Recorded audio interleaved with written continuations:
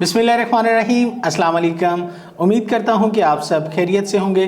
तो दोस्तों, मैं हूं मौज़म जाफरी और आप देख रहे हैं हमारा चैनल एलिया कंसल्टेंट।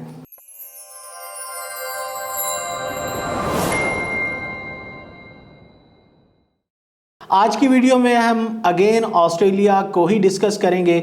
जैसा कि आप जानते हैं कि अगर कंट्रीज़ की बात की जाए, Australia, Canada, UK, USA, Europe और काफ़ी सारे ऐसे कंट्रीज़ जहां स्टूडेंट्स स्टडी के लिए जाते हैं, इन सब में से अगर देखा जाए तो ऑस्ट्रेलिया वाहिद वो एक ऐसा कंट्री है कि जहां पे जाके स्टूडेंट्स जो हैं स्टडी के साथ साथ अपनी अर्निंग जो है वो बहुत अच्छी कर लेते हैं और अपनी फैमिली को और ख़ुद की लाइफ जो है वो बेहतर बना लेते हैं। अब जैसा कि आप स्टूडेंट्स को पता है कि पिछले काफ़ी महीनों से ऑस्ट्रेलियन एम्बेसी ने प्रोसेसिंग काफ़ी स्लो की हुई है और इस चीज़ को लेके स्टूडेंट्स परेशान है। मेरे ख्याल से इतना परेशान होने की ज़रूरत नहीं थी जिस हद तक स्टूडेंट्स जो है वो परेशान हो चुके हैं, क्योंकि अगर आपको याद हो तो सेम सिचुएशन पिछले साल भी हुई थी और सितंबर की ही बात थी। और वहाँ पे क्या हुआ था कि स्टूडेंट्स जो है उनके एप्लीकेशंस पे काफ़ी टाइम लगा था और उसके बाद ऑस्ट्रेलियन एम्बेसी ने साल के लास्ट में जाके काफ़ी सारी एप्लीकेशंस को जो है वो रिलीज़ किया था और उसमें काफ़ी स्टूडेंट्स को जो है वीज़ा ग्रांट हुए थे। अब इस चीज़ को लेके अगर आप घर पे बैठे रहेंगे, अप्लाई नहीं करेंगे या फिर उन तमाम कंट्रीज़ में अप्लाई करने की कोशिश करेंगे जिनका इनटेक ही सितंबर है, यानी अगर आप कहते हैं जी ऑस्ट्रेलिया के हालात ठीक नहीं तो हम ऐसा करते हैं अप्लाई कर लेते हैं, यूरोप के लिए अप्लाई कर लेते हैं, हम जी रोमानिया के लिए कर लेते हैं और बहुत सारी कंट्रीज़ स्टूडेंट्स जो हैं वो नाम लेते हैं। लेकिन मैं एक चीज़ बताना चाहूँगा कि अगर आप यूरोपियन कंट्रीज़ में अप्लाई करने चाहते हैं तो उनकी रिक्वायरमेंट एक सिंपली मुझसे सुन लें। एक तो आपके मार्क्स जो हैं वो 60% आपको मार्क्स रिक्वायर्ड है। इसके अलावा आपको 3 माह पुरानी स्टेटमेंट्स रिक्वायर्ड है, जो कि फ़ंड्स जो हैं कुछ यूँ होने चाहिए कि अगर आप यूरोप के किसी कंट्री में भी अप्लाई कर रहे हैं, स्टूडेंट वीज़ा की बात कर रहा हूँ, तो आपको 35 से 40 लाख या 50 लाख की जो स्टेटमेंट रिक्वायर्ड है वो आपने ट्रांजैक्शन की सूरत में अपना अकाउंट के अंदर डिपॉजिट करवाना है। और फिर वो क्या है कि वो पैसे अगर 35, 40 या 50 लाख जो भी मैं बता रहा हूँ फंड्स जो हैं वो 3 माह पुराने होने चाहिए, ताकि आप एम्बेसी को बता सकें कि भाई हमने प्रॉपर ये ट्रांजैक्शंस के थ्रू हमारी अमाउंट हमारे पास आई है और हमारे पास पिछले 3 महीनों से ये पैसे हमारे अकाउंट में मौजूद हैं, लिहाजा ये हमारे अपने ज़ाती फंड्स हैं। तो ये इस तरह की स्टेटमेंट जो है, जबकि ऑस्ट्रेलिया के लिए आपको पता है कि बिल्कुल फ्रेश आपने अगर स्टेटमेंट प्रोवाइड की है, नो डाउट कि आपको उसमें भी ट्रांजैक्शन के थ्रू ही फंड्स जो है रखवाने। लेकिन आपको पता है कि बहुत सारे स्टूडेंट्स जो हैं वो इस तरह गए हैं कि जिनकी स्टेटमेंट एक सिंगल ट्रांजैक्शन में रखवाई गई, साथ में एविडेंस ज़रूर लगाया गया कि ये फंड्स जो हैं वो कहाँ से आए थे और उन स्टूडेंट्स ने वीज़ा उनको ग्रांट हुआ और वो इस वक्त ऑस्ट्रेलिया में है। बहुत सारे स्टूडेंट्स हमारे इस वक्त अल्हम्दुलिल्लाह ऑस्ट्रेलिया में बड़ी हैप्पी लाइफ जो है वो गुजार रहे हैं। यूके नो डाउट बहुत अच्छा डेस्टिनेशन है स्टूडेंट्स के लिए, लेकिन मैं इतना बताना चाहूँगा कि मेरी कोशिश हमेशा से ये होती है, देखिए इस वक्त ऑस्ट्रेलिया को लेके केसेस जो हैं वो उस स्पीड से रिस्पॉन्स नहीं आ रहा एम्बेसी से। अगर इस दौरान मैं चाहूँ तो आप लोगों के लिए बहुत सारे ऐसे अपॉर्चुनिटीज़ जो हैं वो लेके आऊँ जिसके अंदर एटलीस्ट हमें एज अ कंसल्टेंट बेनिफिट्स मिले। लेकिन आप स्टूडेंट्स के लिए मैं ये बताना चाहूँगा कि आपके लिए वो बेहतर नहीं होंगे। देखें बहुत सारे स्टूडेंट्स के केसेस जो हैं वो डिफरेंट कंसल्टेंट कर रहे हैं मुख्तलिफ कंट्रीज़ के लिए, छोटे छोटे कंट्रीज़ पाथवे आप कहते हैं कि आप दूसरे कंट्रीज़ के लिए मिल जाएंगे, जैसे साइप्रस है, मलेशिया है, ये वो तमाम कंट्रीज़ हैं जिनमें वो एक दफ़ा आपको भेजेंगे। रोमानिया है, रोमानिया के लिए भी हमने अपने एक स्टूडेंट्स को भेजा, लेकिन उसकी अपनी ख्वाहिश के मुताबिक हमने उसका केस जो है वो प्रोसीड किया था और इस वक्त वो वहाँ पे है। लेकिन उसका भी नेक्स्ट यही है कि वो नेक्स्ट किसी और कंट्री मूव करेगा। मेरा आपको ये वीडियो बनाने का मकसद ये है कि ऑस्ट्रेलिया नो डाउट टाइम लग रहा है, लेकिन आप लोग इस चीज़ को एक पॉजिटिव साइन समझें कि एम्बेसी अगर वक्त ले रही है तो जाहिर है अच्छे हालात भी बेहतर आएंगे। अगर आप इस चीज़ को देखते हुए कि टाइम लग रहा है तो हम दूसरे कंट्रीज़ की तरफ चले जाते हैं, तो वो तो भाई आपका सितंबर इनटेक है, सितंबर से पहले आप वहाँ पे जा ही नहीं सकते। तो फिर क्या फ़ायदा कि आप अभी देखें जनवरी स्टार्ट होगा, फिर फेब, मार्च और इसी तरह सितंबर तक आपको इंतज़ार करना पड़ेगा। तो ये नहीं बेहतर कि आप बजाय इसके कि यूरोप में सितंबर इनटेक के लिए अभी से तगोदो शुरू कर दें और कल को जो है आपको वीज़ा मिले या ना मिले। और सबसे बड़ी बात मैं आपको बताऊं कि यूरोप के लिए आपको इशू आ सकता है अपॉइंटमेंट का। ऑस्ट्रेलिया देखें आपको इस किस्म का कोई इशू नहीं है, ऑस्ट्रेलियन एम्बेसी की तरफ से थोड़ा वक्त ज़रूर लग रहा है, लेकिन अगर आप यूरोप के लिए अप्लाई करते हैं तो आपको एटलीस्ट इंतज़ार करना पड़ेगा पूरा 1 साल कह सकते हैं। और फिर भी ये हो सकता है मुमकिन कि आपको जून जुलाई में जाके एम्बेसीज की अपॉइंटमेंट ही ना मिले, जो कि हर साल ऐसा मुमकिन होता है। बहुत सारे स्टूडेंट्स जो है इटली के लिए, चूंकि इटली प्रोवाइड करता है उनको स्कॉलरशिप को लेके स्टूडेंट्स, हर दूसरा स्टूडेंट चाहता है कि 2-4 लाख में, 5 लाख में इटली का काम हो रहा है तो हमें वहाँ पे अप्लाई करना चाहिए।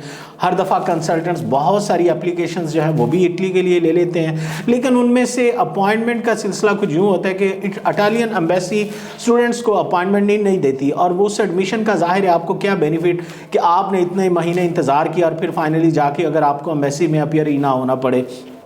तो इस चीज़ को लेके मेरा अगेन आपको यही मशवरा है कि यूके देखें, एक अच्छा है, यूके में अर्निंग अपॉर्चुनिटीज़ जो है वो बहुत कम है कंपेयर टू ऑस्ट्रेलिया। देखा जाए ऑस्ट्रेलिया इस वक्त हालात नो डाउट के थोड़ा सा टाइम ज़रूर ले रहा है, लेकिन मैं कहूँगा कि आप अप्लाई ज़रूर करें। जैसा कि मैं अक्सर कहता होता हूँ कि आप अपना लाइन में लगें, क्योंकि देखें जब भी प्रोसेसिंग स्टार्ट होनी है तो जाहिर है अगर आपका एप्लीकेशन ऑलरेडी प्रोसेसिंग में होगा तो जाहिर है उसी को जो है प्रेफरेंस दी जाएगी, ना कि जब वीज़ाज़ आना शुरू हों और उस वक्त आप अपने केसेस लेके मार्केट में घूमें। और देखें उस वक्त तो जाहिर है हर कंसल्टेंट के पास ही रश होगा, हर बंदा जो है वो ऑस्ट्रेलिया को जब वीज़ाज़ नज़र आना शुरू हो जाएंगे तो हर बंदे की ख्वाहिश होगी कि अब हम अप्लाई करें, अभी अप्लाई करें, लेकिन उस वक्त आपका टाइम अच्छा खासा जो है वो लग सकता है। तो अभी चूँकि एम्बेसी के अंदर उस स्पीड से केस जा नहीं रहे, जो गए हुए हैं वो स्टक्ड हैं इस वक्त, लेकिन उनके ऊपर भी दिसंबर 15 तक काफ़ी हद तक चांसेस हैं कि रिस्पॉन्ड आना शुरू हो जाए। रिस्पॉन्स जैसे ही मिलता है तो उस वक्त आप अप्लाई करेंगे तो रश काफ़ी बढ़ेगा। तो मेरा यही मशवरा है कि अगर आप इनटेक आगे आ रहा है, मार्च इनटेक आ रहा है जो कमिंग इनटेक है ऑस्ट्रेलिया का, आप उसके लिए अप्लाई कर सकते हैं।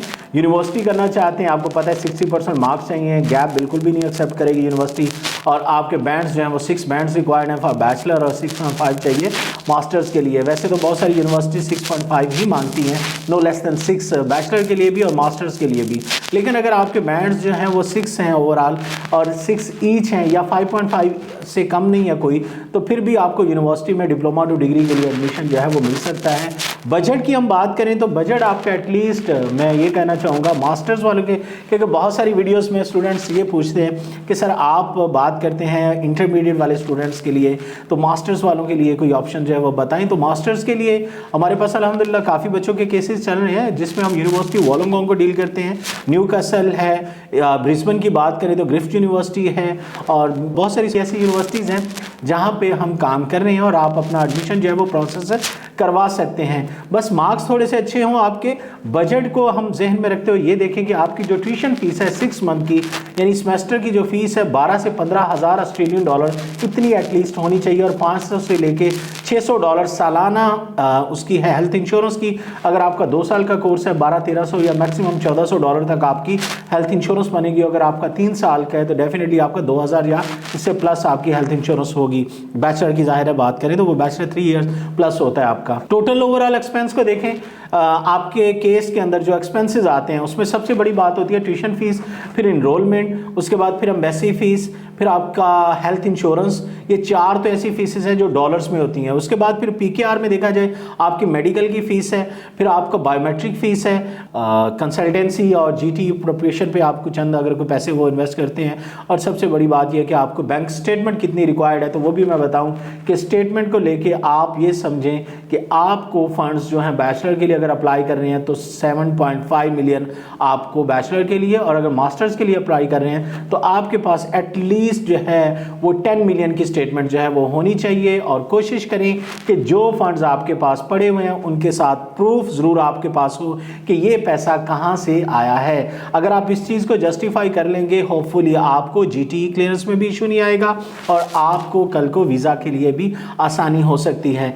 मेरा इस वीडियो को डिटेल करने का मकसद ये था कि बहुत सारे सवाल, कल हमें विज़िट किया फैसलाबाद से, सरगोदा से, सियालकोट से मेहमानों ने, जिनके केसेस ऑलरेडी हमारे पास प्रोसेसिंग में हैं, और उनका सवाल बल्कि डेली बेसिस पे स्टूडेंट्स से हमसे पूछते हैं कि जी हमारा प्रोसेस कहाँ तक पहुँचा। तो मैं उन स्टूडेंट्स को भी बताना चाहूँगा कि आपका प्रोसेस रुका नहीं है। कॉलेजेस जो हैं या यूनिवर्सिटीज़ हैं, प्रोसेस वो जारी है उनका, लेकिन एटलीस्ट थोड़ा सा टाइम ज़रूर ले रहे हैं, जो कि इंशाल्लाह बहुत जल्द जो है स्पीड ऑफ वर्क हो जाएगा। आप अपना केस जो है वो आज ही प्रोसेस करवाने के लिए एलिया कंसल्टेंट वनी की रोड सैटेलाइट टाउन रब्ता कर सकते हैं। नीचे आपको हमारा कॉन्टैक्ट नंबर जो है वो नज़र आ रहा है। आप बहुत सारे स्टूडेंट्स ये शिकवा करते हैं कि हमारी तरफ से कॉल का जवाब नहीं आता, मैसेजेस का जवाब नहीं आता। कोशिश करें कि आप ड्यूरिंग ऑफिस आवर्स अगर कॉल करते हैं तो डेफिनेटली आपकी कॉल को जो है प्रायोरिटी दी जाएगी। बाकी मज़ीद अगर आपका कोई क्वेश्चन हो नीचे कमेंट बॉक्स में पूछ सकते हैं। होपफुली मैंने इस वीडियो में काफ़ी चीज़ें आप तक क्लियर कर दी हैं। ऑस्ट्रेलियन एम्बेसी को लेकर हालात इंशाल्लाह बहुत जल्द बेहतर होने वाले हैं, क्योंकि सदा ऐसे नहीं रहेगा। और जब भी हालात बेहतर होंगे डेफिनेटली तमाम वो कंट्रीज़ जो स्टूडेंट्स वीज़ा देते हैं उनमें से अगर बेस्ट कंट्री देखा जाए तो ऑस्ट्रेलिया ही है। यही रीज़न थी कि पहले दिन से हम ऑस्ट्रेलिया को जो है वो डील कर रहे हैं, और आज भी अगर हालात इतने अच्छे ऑस्ट्रेलिया के नहीं हैं तो आज भी हम ऑस्ट्रेलिया के साथ खड़े हैं। और आप स्टूडेंट्स के लिए चूँकि बेहतर वहाँ पे फ्यूचर है तो इंशाल्लाह आपके लिए बेहतर ही होगा। Thank you so much. खुदा हाफिज़।